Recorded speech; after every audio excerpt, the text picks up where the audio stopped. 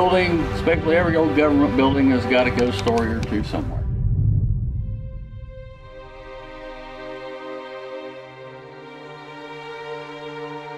You get attached to the people that's here at the county home. I was thinking of one by the name of Doris. I think she started living here when she was a teenager, and this was her home, only home that she knew. And I think she was, what, 70 years old or so, Janie, when she passed away. So this was their home.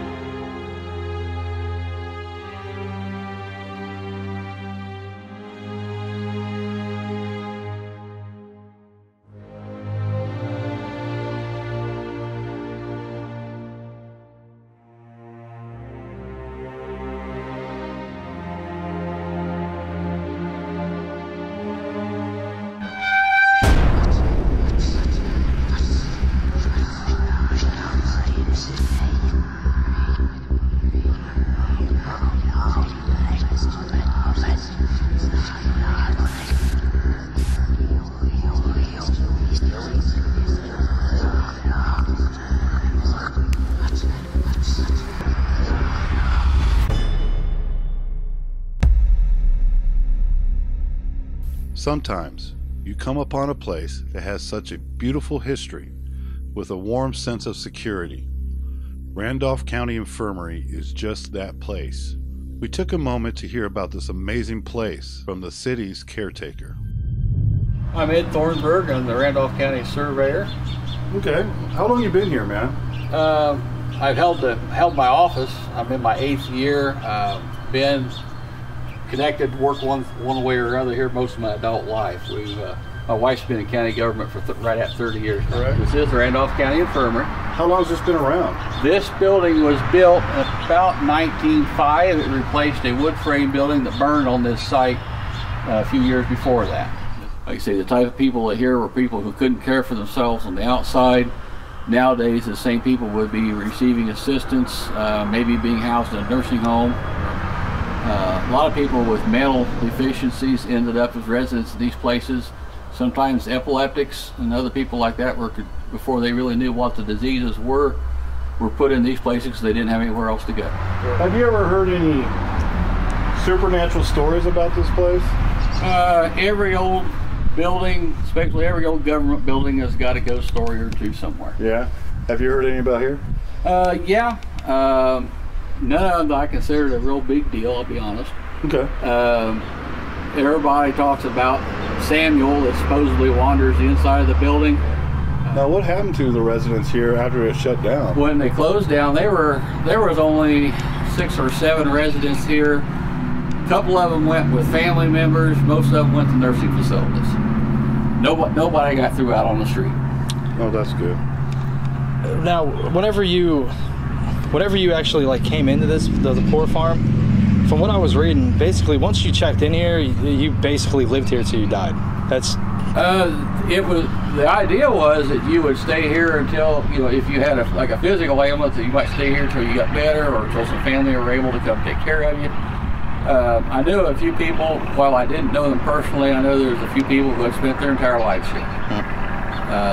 From what I read about on one post, it was actually a whole family who basically spent their whole life here. I believe that's true. I know of one lady in particular was, I believe the story was she was kicked in the head by a horse as a young girl, and she was here her entire life. I mean, this is what happened to people at that time.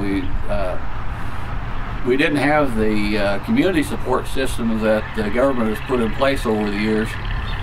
For better or for worse, we didn't have that, and so that's why these places existed, and that's why it worked that way.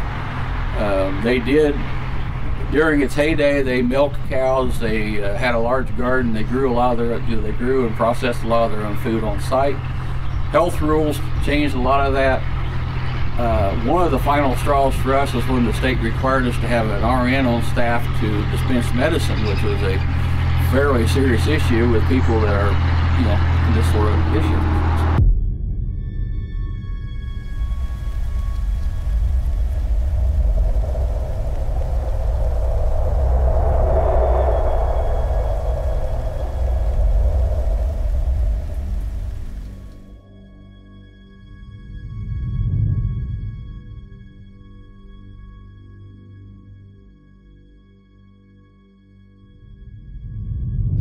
name is Keith Neubauer. My ties to this location was my folks was the caretakers of the county home about 25, 30 years ago. Really? Now, did they actually stay here? They stayed here. The part that we're standing in right now is the living quarters for the caretakers of the county home. So actually you was hanging out here as well? Yes, sir. Now, did you by any chance just happen to go down those halls, or were you not allowed back then? I've been on every inch of this place. Okay, cool, man. Of course, when it was originally designed, the county home was designed to be self-sufficient. Okay. And so when my father took over, we tried to stay in that same self-sufficient mode. And so the people that lived here helped raise the food and stuff that they ate here. So when was the last time you was in here? It's been about 20 years ago, I would say. Since it's been the last time I've probably been in here. Wow. I mean, I've been in and out, a few other times. But actually living here? Yeah. Now, do you miss it? Well, yeah. You get attached to the people that's here at the county home. Right. And, these people, a lot of them, I was thinking of one by the name of Doris. I think she started living here when she was a teenager. And this was her home. This is the only the only home that she knew. And I think she was, 70 years old or so, Jane Ann, when she passed away. And so this was their home. Now, you did say something that which I find very, very human, and which I love it, is that you got attached to some of these people here. Sure. And you become friends with them, and I'm sure it was sometimes when they left or when you guys left, it was kind of like losing your best friend. Losing your family is what it was. Yeah, and I can see that being very emotional. Now, did you lose some friends here or people you got attached to? There's people that passed away that lived here while we were here, and I can't mention all their names. We don't want the names. I can't really think of all their names, but there was a few that passed away while we were here. I think I don't know exactly how long my mom and dad was out here. I think it was 12 years, or maybe it was longer than that. But after you've been out here 10, 12 years, you get pretty attached to the people that's out here. And that's going to be hard. That's going to be very hard on you, and I'm sure your parents as well. Yes, it was. And so, I mean, that's the human nature of a lot of these places like this that people don't really hear or even talk about. Is just besides the job of running this facility, is the emotional job or attachment, how you would want to call it, to the place and the people that are here. I mean, there's more to it than just a job. It's the care and the need that you receive. It was their family. It was my folks' extended family.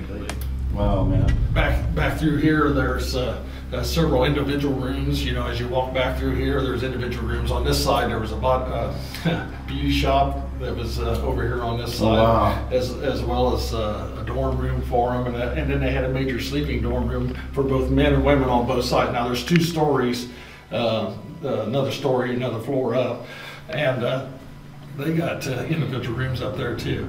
Of course, a lot of people didn't know about here was that they even had their own jail cell. That's kind of sad to think about. But right.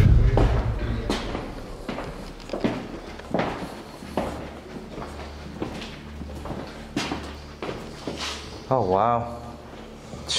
That is a straight cell. Unbelievable.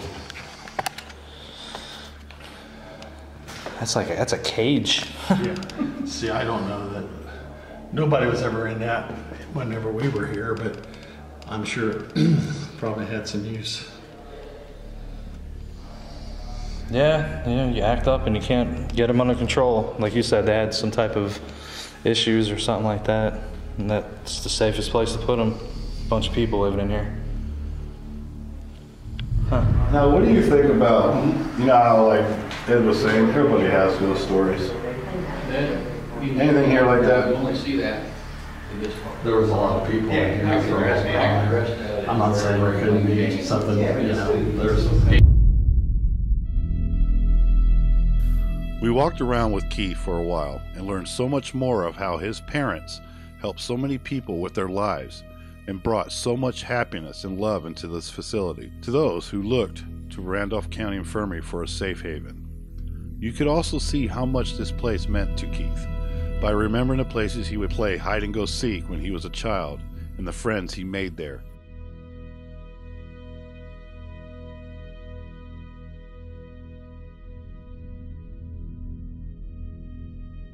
Before beginning the investigation, we would set up 4 static cams.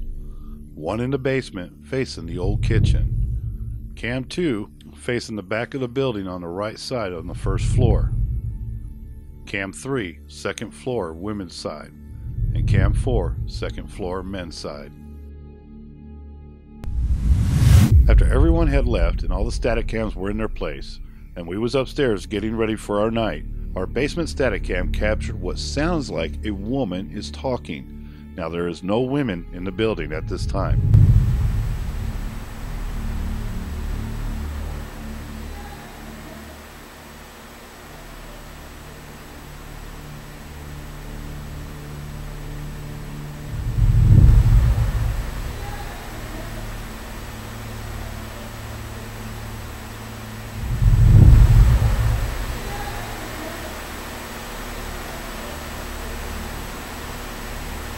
To start off the night, Pat began to set up Frake 1.0, our vibrational frequency experimental device, which we strongly believe is the key to communicating with the spirit world.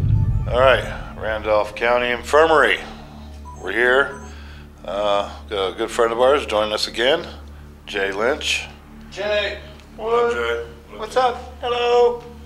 We're getting ready to fire up Frake 1.0 and light this place up. This is gonna get bad. Yeah, we're gonna have to move away. Why? Trust me. I don't feel nothing. You will. Cool.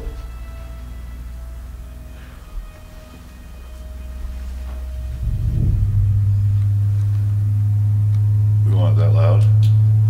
Yeah. This is a frequency vibration test. This will hopefully allow us to... This is gonna rattle the whole fucking building is what it's gonna do. Yeah, this should hopefully allow us, or whatever's around us, to hopefully vibrationally be in sync with it, I guess is the way of looking at it. Oh, that's session number 1. Randolph County Infirmary.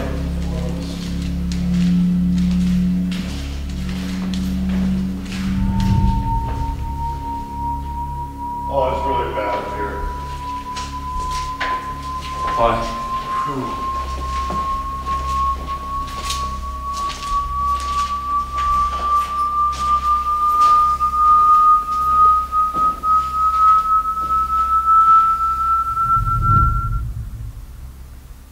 Hello?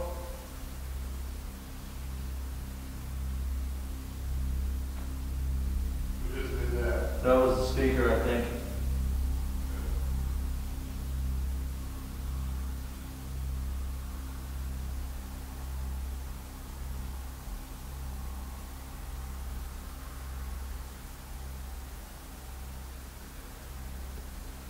Whoever is here, and if this was your home, we're not here to disrespect you.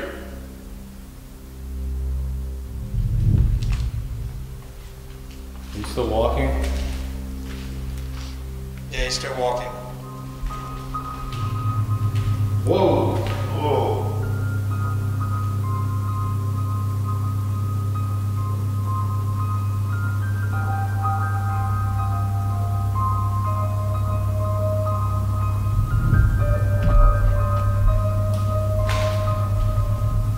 It's me walking forward.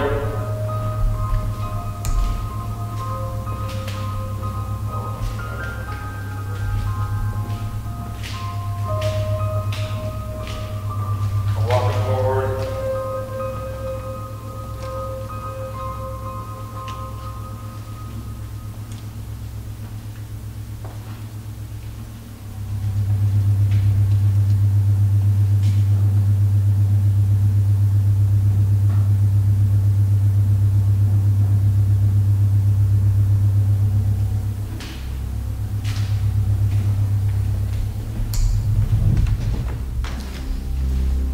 This place is huge up here. Huh? It's place is huge up here. Yeah, I haven't even been in the other part down there.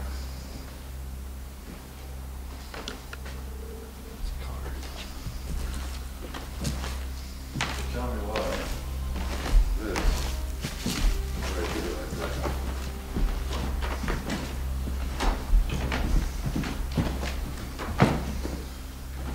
And there's a Bible there? No, songbook. I don't know what's in these plastic bags wrapped. And I don't know what's on that stick. What is that? I don't know, dude. Whoa, what kind of songs are they? Is my name written there? Hymnals. Under the atoning blood. Hymnals? Those are hymnals. Hymnals? Those are.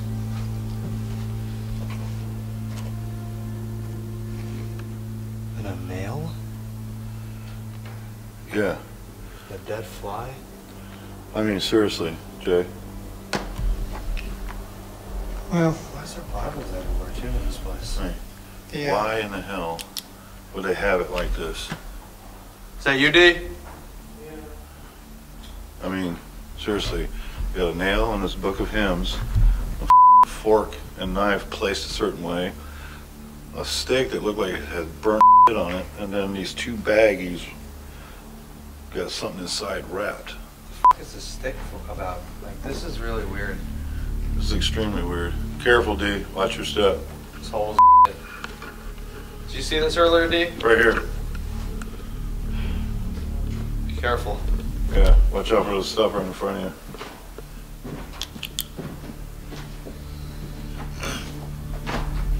You see this? Look at the knife and the fork. Placed a certain way. That's silverware and the other ones too. Same napkin. You can see the end of the silverware sticking out. Can you? Yeah, down at the other end towards your. There you go. See these handles that sticking out? Okay. And this, It's close. Just look at that chair. this chair, I mean, what the f*** is this? It's almost like somebody's sitting up here. You've got silverware wrapped for two. I don't know what the, the nail is about in the stick. It's almost like they're either singing to somebody. Well, symbolic. Could it Oh. be symbolic? Oh, Stick. what? The stick looks like it's got tar or pitch on it. Right. Registered tar or pitch. The nail, Christ was nailed to a cross. The book is a hymnal. Look at the way the silverware is crossed on a plate. It's all symbolic. Alone up in this attic, this huge attic. I mean, what's the purpose? Trying to get inside the mind of someone else now. It's tucked away.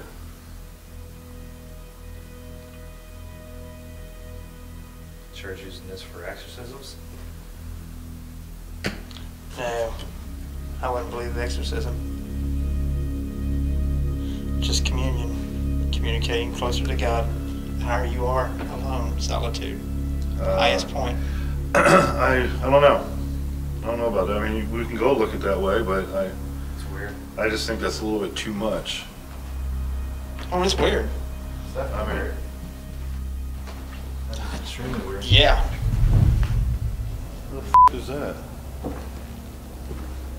There's another one. Bunch of boards. Give me a leg. It's Corn fucking dry. corn. Frying your corn. That's cool as hell. Wow. I don't know how old these things are, dude. There's two of them, dude. There's another one right there. No wonder you got all the birds in the world trying to get in here.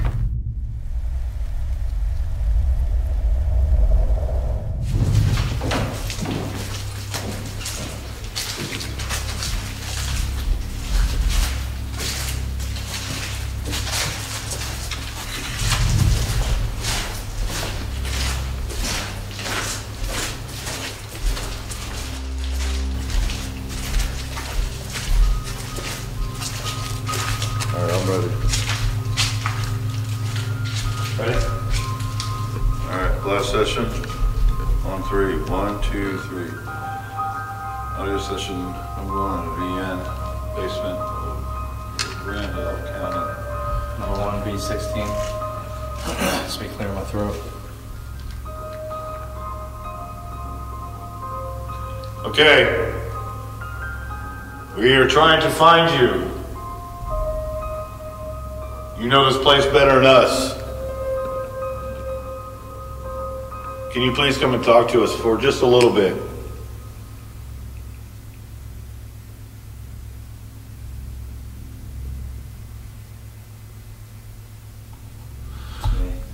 Excuse me. Yeah, I know, Jay. We're not sure if you know this, but you don't look like us.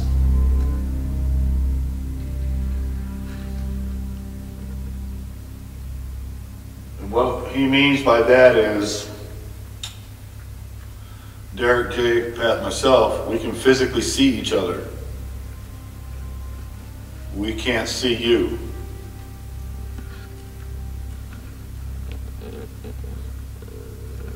So can you please come and talk to us real quick in these devices in our hands?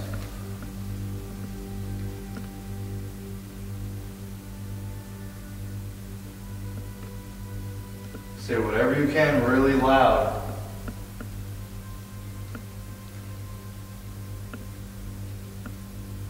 One more time.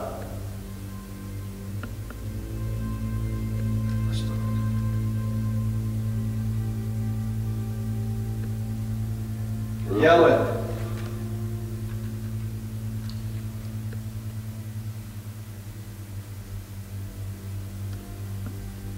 Yell as loud as you can.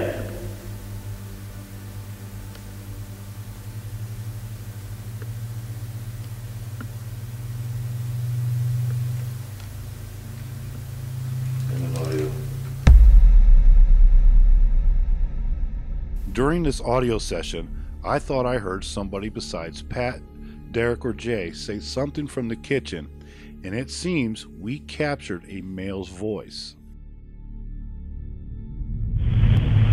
Yell as loud as you can.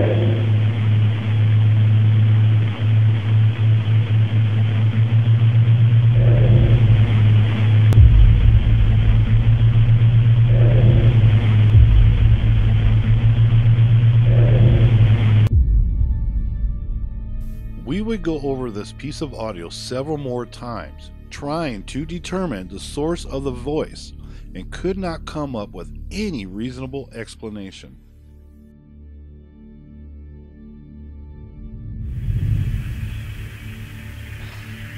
I don't know,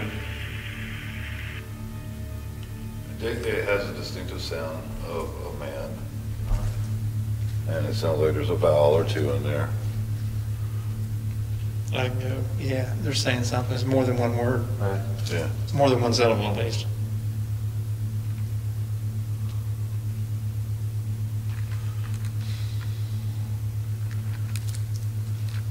Oh, session number 1 on the VN, Pat's.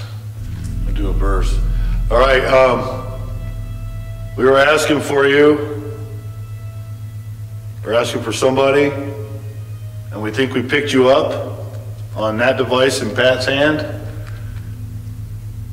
Now, if you can do it again, we'd really appreciate it. Kind of give us an idea where you're at, and we'll come your way.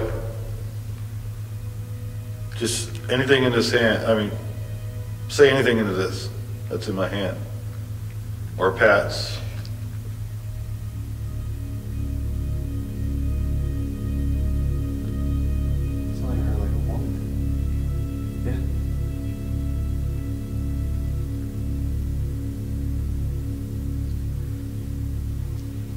That's Jay. I wonder if it was you reverberating. Sound like a woman? Well, Exactly. I don't know. I might have captured it out here, but it was when you were talking, so I don't know. Hello?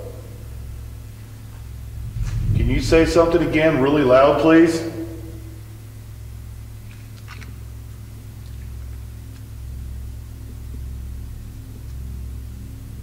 We think we got you. We think we heard you. Now we want to know where you're at.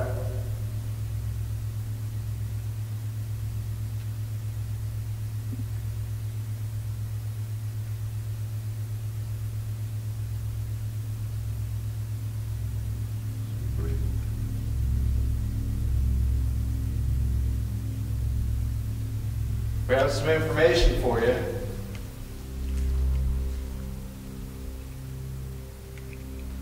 I don't think you understand completely how you're living right now. That's right. That was being movement, sir.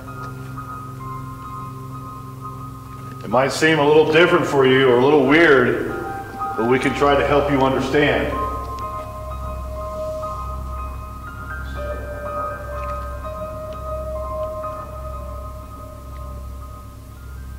That's why we're here. So if you can understand what we're saying, come up and say yes or something of acknowledgement in these recorders that we're holding out in our hands.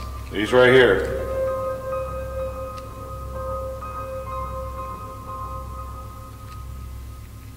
Yo.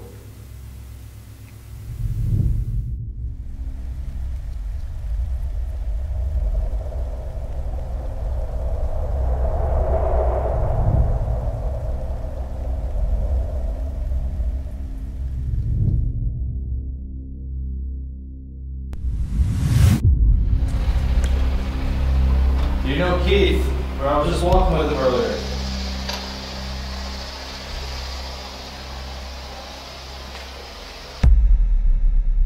What we captured on SB-11, we feel is truly a response from a lady spirit that is still here.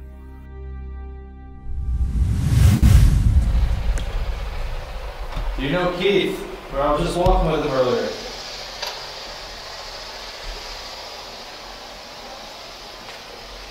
You know Keith, or I was just walking with him earlier.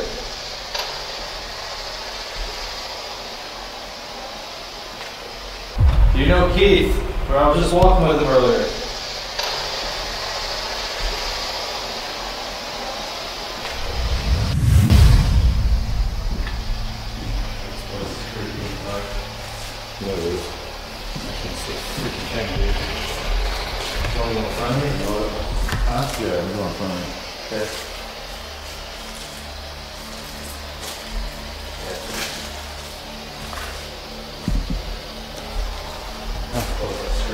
Yeah, but I'm just trying to get my bearings.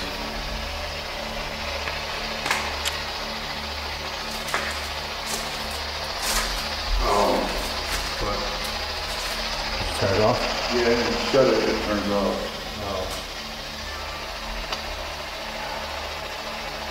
During this session, we captured what sounds like a male telling us to get out. This did not come through the SB-11. This actually was captured on our cameras.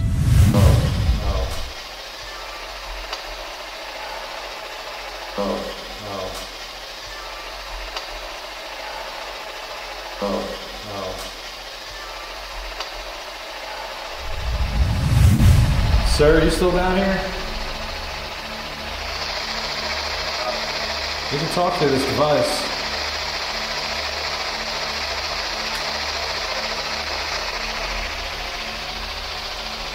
If you're wondering why we're using this stuff, it's to try to hear you. We cannot hear you. Yeah. No, I tell you what, out here, we shouldn't really get any kind of radio signal out here. Not really getting much of anything. Especially down here.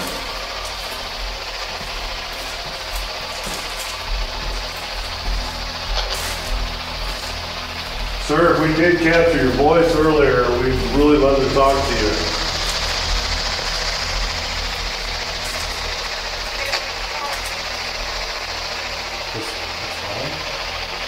This is home? What's really amazing about this audio piece we captured through the SB-11 is that the same lady we captured earlier is having a direct conversation with Pat and I.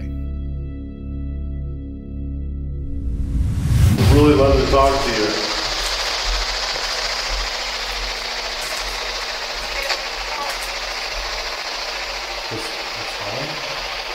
This is home?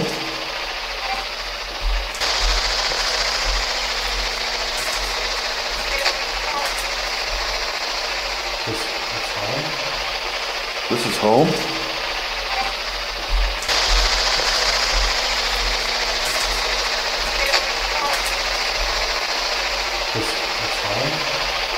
This is home?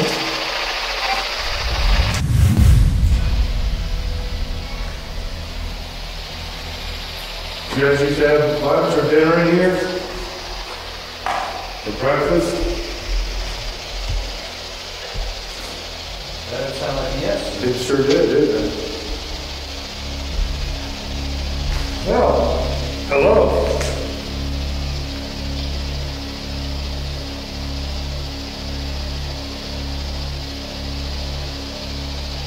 Is this the women's or the men's side?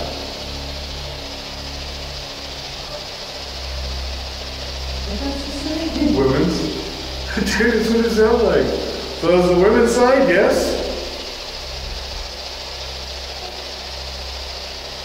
Yeah, Sounds like the same voice, dude. yeah. Can you tell us what your name is, or anybody's name?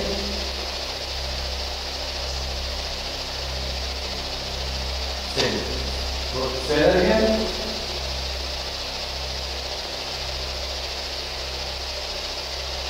Gotta be louder.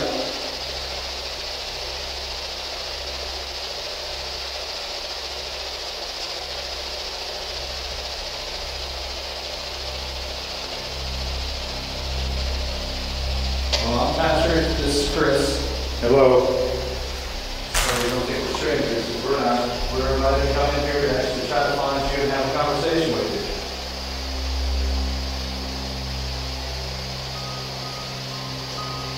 Are you okay with that?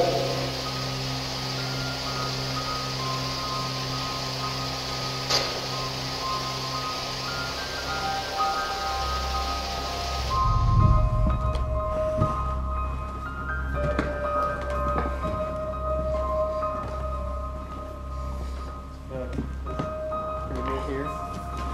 Yeah. Turn your light back at me.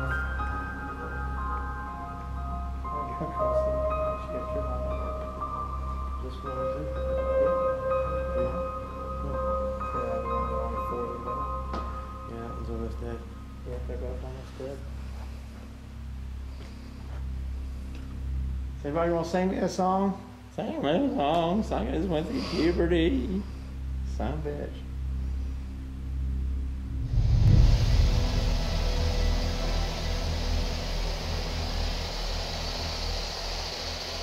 We didn't scare you away or anything, did we?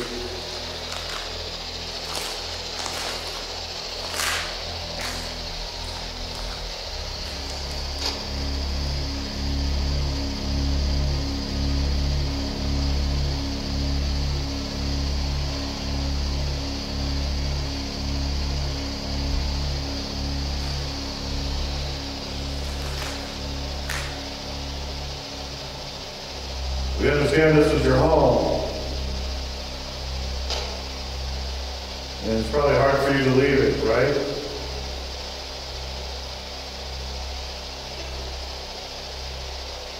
That was pretty decent, yes. Yes, I would say so.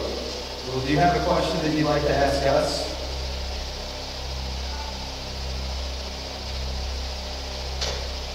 Can you be louder? Closer?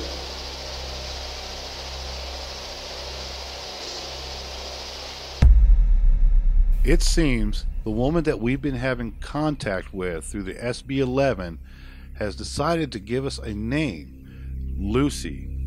Now remember, we cannot receive any radio stations or signals in the basement, which makes this very compelling. Can you be louder? Closer?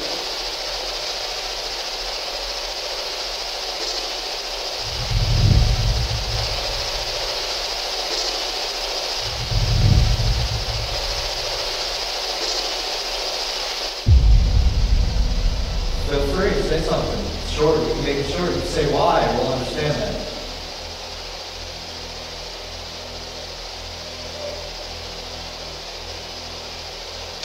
Are you crying?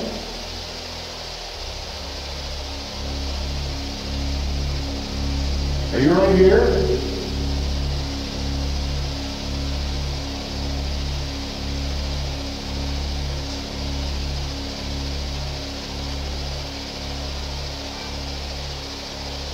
I mean, are you in this room right now with us?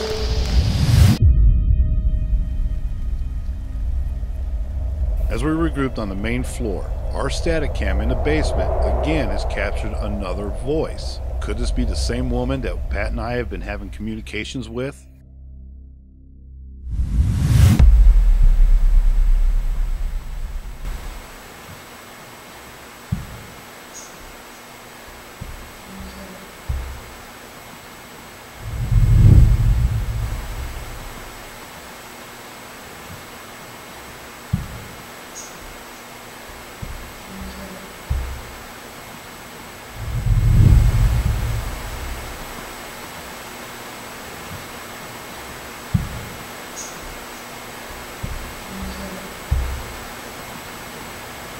Alright, we just started our tone test again, our vibrational frequency test. Yep, and we're doing what's called the isolation phase. Pat's going to second, Derek went to the basement, Jay's going all the way to the attic, and I'm staying on this floor. And we're going. Jesus Christ. During this part of the night, we would conduct what we call the isolation phase. This is where all of us will take a part of the building by ourselves to see if we can connect with the spirits a lot easier than having us in a group.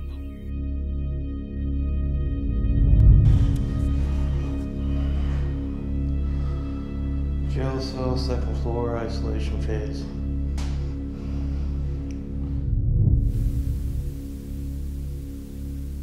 Pat by himself in the basement of Randolph County Infirmary.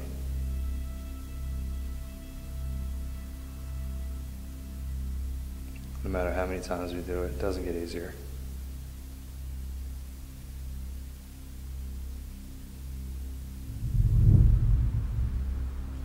Is there anybody here that those tones are bothering them, or is it actually helping you communicate, or is it connecting up the two different worlds, our world and your world, through vibrational frequencies?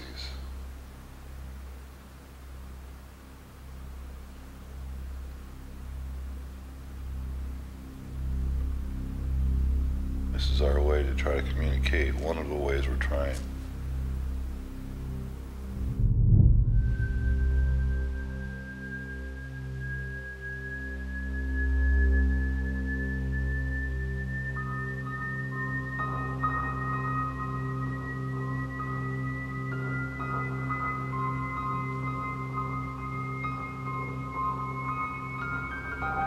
Derek decided to take the jail cell on the second floor for his isolation phase.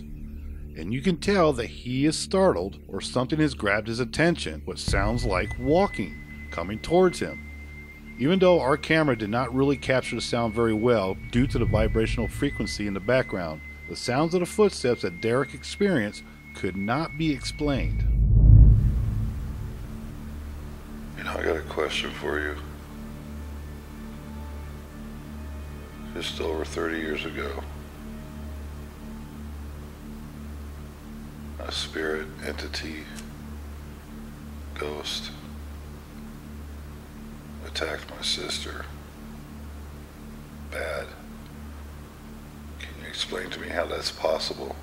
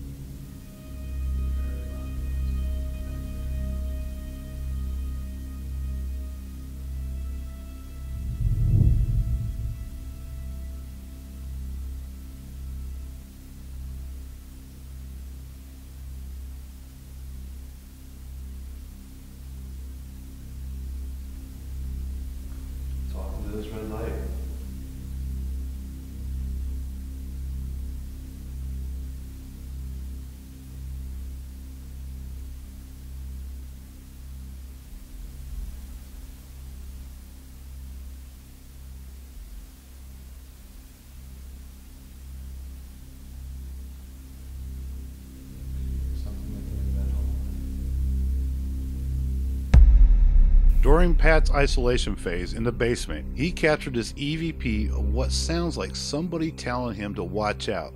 Could they be talking about watch out for the pipes that are sticking out the side of the walls?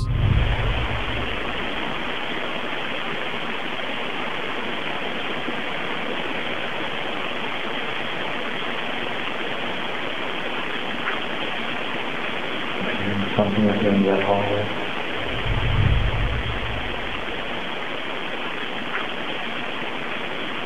Something like in that hallway.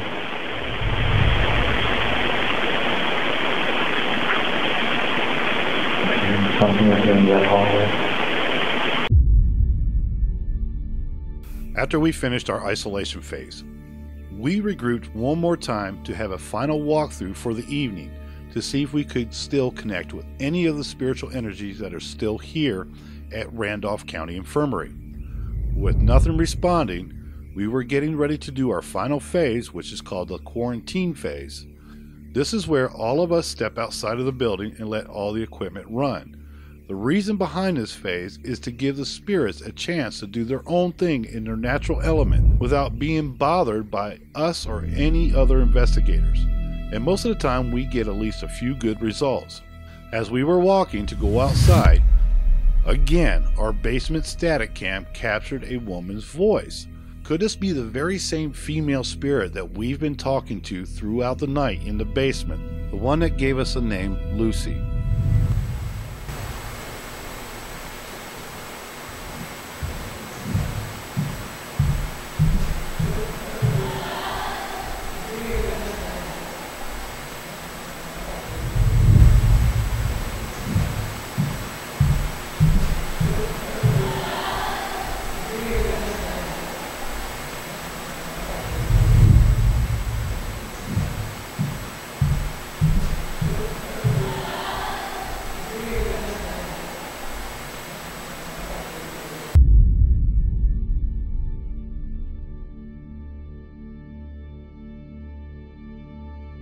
Today, so many places that are abandoned are tagged with dark energies or dark history or something evil happened there.